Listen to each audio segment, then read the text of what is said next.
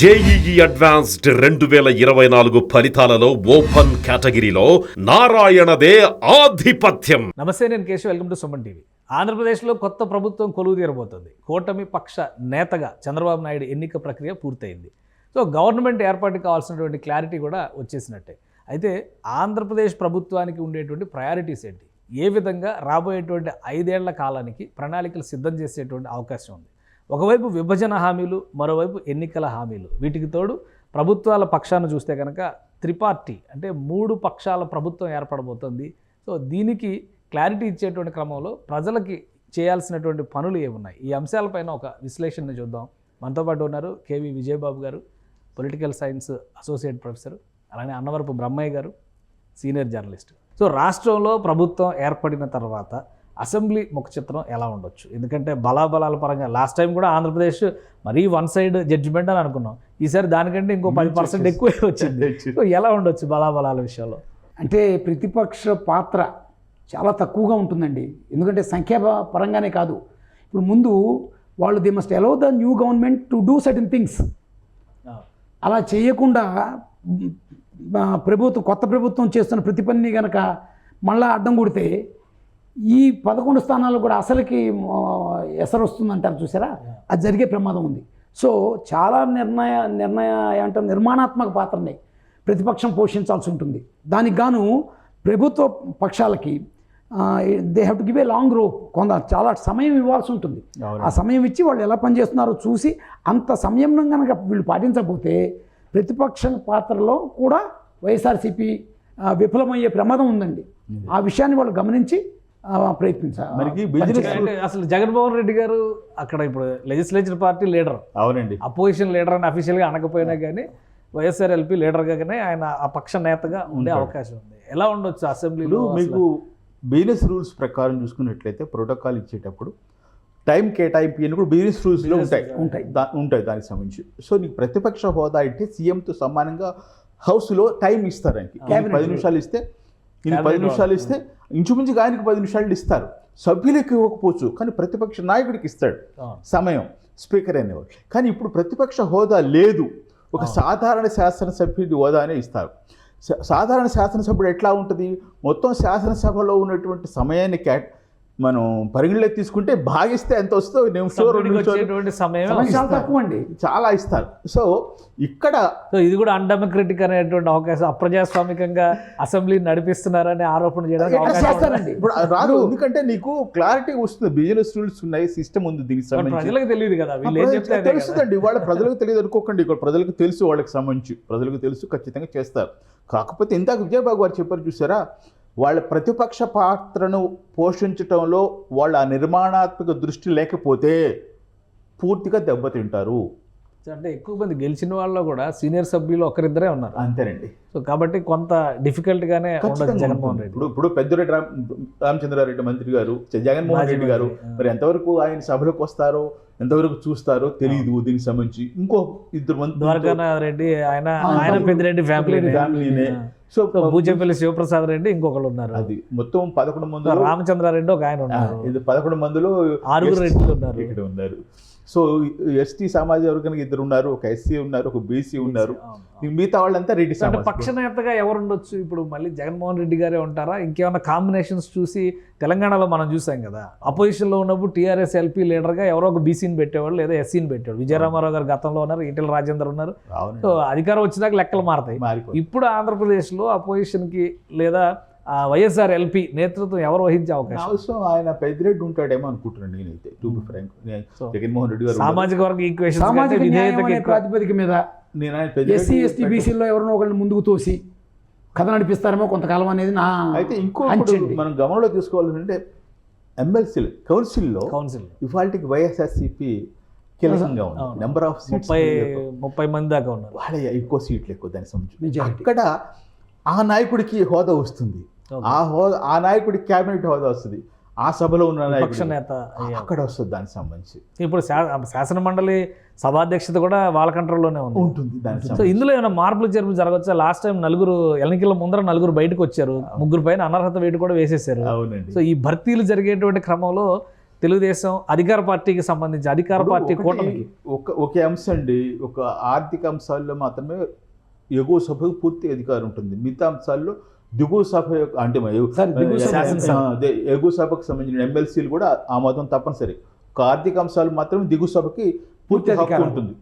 So శాసన మండలిలో రంజుగా ఉండే అవకాశం ఉంటుంది. లాస్ట్ టైం 3 రాజధానుల బిల్లు విషయాలు ఎలా చూసామో అట్లానే చూస్తాం. శాసన మండలిలో మనం రంజైన రాజకీయం చూస్తాం. అదేనండి, శాసన మండలిలో కూడా ఈ నిర్మాణాత్మక పాత్ర కనుక పోషించకపోతే వైఎస్ఆర్సీపీ ప్రజల యొక్క తిరస్కారాన్ని మరొకసారి పొందే అవకాశం ఉంది. సో వైఎస్ఆర్సీపీ శాసన మండలిలో కూడా కొంతకాలం పాటు ప్రభుత్వ పార్టీలని పనిచేయనివ్వాలండి. పనిచేయనివ్వకపోతే నష్టపోయేది ప్రతిపక్షమే. ఇప్పుడు మీకు ఇంకొక అంశం ఇందులో, ఇప్పుడు శాసన మండలితో పాటు రాజ్యసభలో కూడా వైఎస్ఆర్సీపీ క్లీన్ స్వీప్ కదా, 11 సీట్లు వాళ్ళ కంట్రోల్లో ఉన్నాయి. 4 లోక్సభ ఎంపీలు, ఈ 11 మొత్తం 15 మంది వాళ్ళ బలం ఉన్నట్టు. సో కేంద్రంలో వైఎస్ఆర్సీపీ పాత్ర ఎలా ఉండొచ్చు అంటే మోదీ గవర్నమెంటు వైఎస్ఆర్సీపీ మీద ఒంటికాల మీద వెళ్ళకపోవచ్చు అండి. వెళ్ళదు కన్ఫర్మ్ చేసేసారు రామయ్య గారు స్టాంప్ వేసేసారు. వెళ్ళదు. ఎందుకంటే అది ఎంతవరకు కలిసి వస్తుంది ఇక్కడ వైఎస్ఆర్సీపీ పనితీరు పైన అది ప్రభావం చూపించడానికి కానీ, బలోపేతం కావడానికి కానీ, ప్రతిపక్ష పాత్రను ఇంకా బలంగా పోషించడానికి కానీ కేంద్రం కొంతవరకు సహకరించవచ్చా ఈ విషయంలో? ఇప్పుడు బీజేపీ కనుక సంకీర్ణ ప్రభుత్వంలో భాగస్వామి అయిందనుకోండి, అప్పుడు వైఎస్ఆర్సీపీ వీళ్ళు ఆటోమేటికల్లీ గ్యారంటీగా వెనక్కి తగ్గుతుందండి. ఎందుకంటే ఇక్కడ బీజేపీని వ్యతిరేకిస్తూ అక్కడ బీజేపీని మద్దతు పొందలేదు.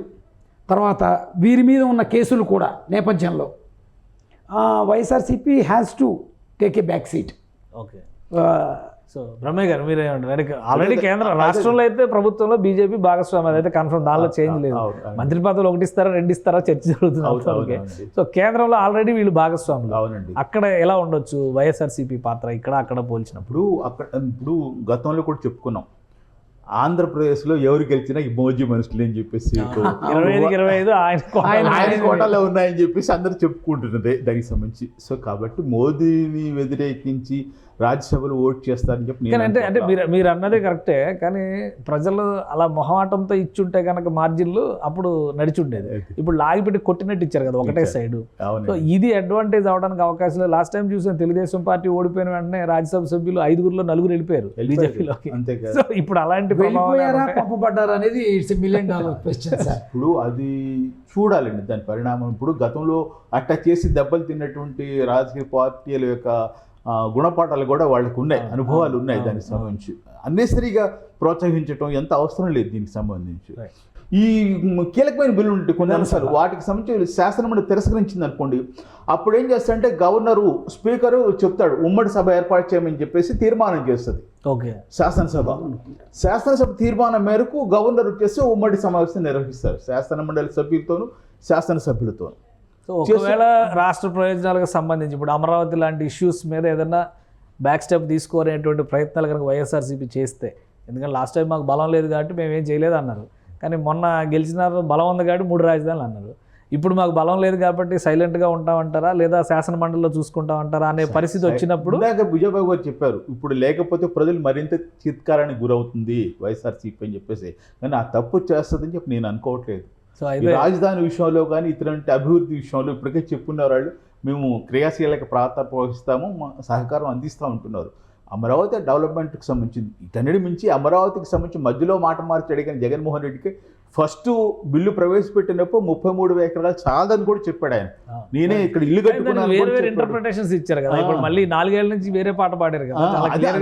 విజయవాడ అయితే రాజధాని అనుకున్నాం, విజయవాడ పక్కన, విజయవాడ బయట, విజయవాడ లోపల, అక్కడ ఇక్కడ అంటే అనుకోలేదా? సో ఇవన్నీ అవుట్డేటెడ్ అనుకోవాలంటే అవుట్డేటెడ్ అండి. నీకు విజయవాడకి మంగళగిరికి, విజయవాడకి వెలగపూడికి తేడా ఏంటంటే సార్ నాకు అర్థం కాదు. మనం ఒకసారి రేడియేషన్ 33,000 ఎకరాలకు సంబంధించిన రేడియేషను, 50 కిలోమీటర్ల రేడియేషన్ మనం ప్రతిపాదన చేసింది ఏంటంటే రాజధానికి సంబంధించి. రాజధాని అనేది ఫస్ట్ ప్రతిపాదనలో 50 కిలోమీటర్ల పరిధిలో ఉన్నటువంటి చుట్టూ ఉన్న దాంట్లో రాజధాని ప్రాంతము. మొదటి దశగా 20 కిలోమీటర్ల పరిధిలోకి డెవలప్ జరుగుతుంది. 20 కిలోమీటర్లు జరిగినప్పుడు దాదాపు జనాభా 25 లక్షలకు చేరుతుంది. 50 లక్షలకి 50 కిలోమీటర్లకు చేరినప్పుడు కోటికి వస్తుంది అని చెప్పి అంచనా వేశారు దానికి సంబంధించి అప్పుడు. సో కాబట్టి ఇప్పుడు అట్లా కుదరదు దానికి సంబంధించి. అప్ టు వైఎస్ఆర్ conclude చేద్దాం మనం. విజిటి ఊడా అని ఒకటి ఉండేది సార్, VGTM అంటే ఊడా. విజయవాడ, గుంటూరు, తెనాలి. ఇప్పుడు అమరావతిలో రాజధాని ఏర్పడితే నిజంగా విజయవాడ, గుంటూరు, తెనాలి అర్బన్ డెవలప్మెంట్ జరుగుతుంది సార్. మొత్తం అంతా total. అందువలన అమరావతి అనేది విజయవాడకు దూరమే కదా. అసలు విజయవాడ నగరంలో ఎటువంటి పరిస్థితుల్లోనూ రాజధాని పెట్టలేరండి. Because roads are small, heavy densely populated city, మనకి కాలువలు, రైల్వే అసలు అంత స్థలం కూడా లేదండి అక్కడ. రైల్వే లైన్లు, కాలువలు, కొండలు. ఫైనల్ కంక్లూడ్ చేద్దాం విజయబాబు గారు. అసెంబ్లీ సమావేశాలు, ఆంధ్రప్రదేశ్లో అసెంబ్లీ సమావేశాలు ఇంకా రంజుగా మారేటువంటి అవకాశం ఉంటుందా ఈ కొత్త ప్రభుత్వం ఏర్పడిన తర్వాత జరగబోయేటువంటి మొదటి సమావేశాలు? అంటే నేను అనుకోవడం ఏంటంటేనండి, కర్తవ్యోన్ముఖులు అంటారు చూసారా, అంటే వాళ్ళ యొక్క నోస్ని కేవలం డెవలప్మెంట్ గురించి, అటు రూలింగ్ పార్టీస్ కానివ్వండి, ఇటు ఆపోజిషన్ కానీ దాని గురించి ఆలోచిస్తాయి కానివ్వండి. ఈ పొలిటిసైజింగ్ ఎవ్రీ ఇష్యూ, రాజకీయం చేయటం అనేది ఉండదు అనేది నా నమ్మకం అండి. ఎందుకనంటే ప్రజలు అభివృద్ధికి పట్టం కట్టారు, ప్రజలు సంక్షేమాన్ని చాలన్నారు. ఎటువంటి సంక్షేమం కావాలన్నారు? సంపదను సృష్టిస్తూ సంక్షేమాన్ని సృష్టించు, సంక్షోభాన్ని సృష్టిస్తూ సంక్షేమం వద్దు అన్నారు. ఇది ప్రజలు ఇచ్చిన కరెక్ట్ తీర్పు అండి. సంక్షోభం వద్దు, సంక్షేమం వల్ల సంక్షోభం వద్దు అనే మాటని వాళ్ళు చాలా స్పష్టంగా చెప్పారండి. అది రాయలసీమ కానివ్వండి, ఉత్తరాంధ్ర కానివ్వండి, లేదా సెంట్రల్ కోస్టల్ డిస్ట్రిక్ట్స్ కానివ్వండి, 3 చోట్ల వచ్చిన తీర్పు అదేనండి. అందుకని మీకు యునానిమస్గా ఉన్నాయి, ట్రెండ్స్ అన్నీ కూడా చక్కగా ఒకే రకంగా ఉన్నాయి. రీతిలో జరిగింది. థ్యాంక్ యూ విజయబాబు గారు, రమయ్య గారు, థ్యాంక్ యూ. ఇది ఆంధ్రప్రదేశ్లో కొత్తగా ఏర్పడబోతున్నటువంటి త్రిపక్ష ప్రభుత్వం ఖచ్చితంగా కీలకమైనటువంటి బాధ్యతలను ఫేస్ చేయాల్సిన పరిస్థితి కనిపిస్తుంది. కొన్ని అంశాల విషయంలో విభజన హామీల నుంచి ఎన్నికల హామీల వరకు ఆర్థికపరమైనటువంటి అంశాలే ముడిపడి ఉన్నాయి. కాబట్టి కేంద్ర ప్రభుత్వం సహకారం తప్పనిసరి అంటున్నారు. రాబోయే రోజుల్లో ఆంధ్రప్రదేశ్ అసెంబ్లీ మరింత రంజుగా మారేటువంటి అవకాశాలు కనిపిస్తున్నాయి. అలానే శాసన మండలిలో ఉన్నటువంటి బలాన్ని వైఎస్ఆర్సీపీ ఏ విధంగా ఉపయోగిస్తుంది, దాన్ని తట్టుకొని కొత్త ప్రభుత్వం ఎలా నిలబడుతుంది, ఇదే ఆసక్తికరమైనటువంటి అంశంగా మారబోతుంది. ఇది special discussion. Keep watching. Suman టీవీలో మీ పర్సనల్ అండ్ బిజినెస్ ప్రమోషన్స్ కోసం కింది నెంబర్కి కాంటాక్ట్ చేయండి.